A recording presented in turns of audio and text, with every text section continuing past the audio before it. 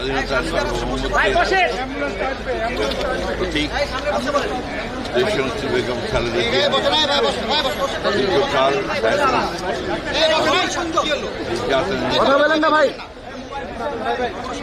কারাবন্দী থাকার পরে দেশ ফেসলা মুখ দেওয়ার পরে বিদেশে যুক্তরাজ্যে চিকিৎসার জন্য গিয়েছিলেন।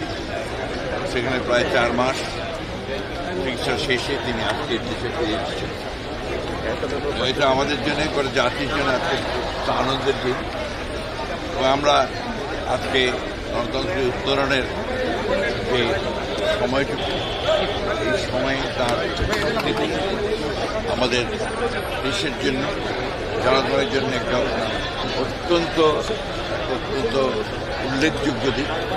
আমরা মনে করি যে বেগম খালেদা জিয়ার এই উপস্থিতি, তার দেশে ফিরে আসা, এটা আমাদের গণতন্ত্রের উত্তরণের পথকে আরও সহজ করবে, দেশকে সঠিক বৈষম্যহীন একটা পরিস্থিতির দিকে নিয়ে যেতে সহযোগ করবে।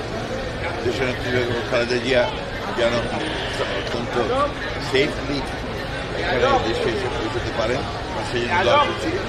দেশবাসীর কাছে এই দোয়া চাইছি যে দেশবাসী সুস্বাস্থ্যের জন্য দোয়া করেন এবং দেশবাসী যেন গণতন্ত্র ফিরে যেতে পারে, তার জন্য পথ সহজেই আমরা অর্জন করতে পারি, সেই আহ্বান।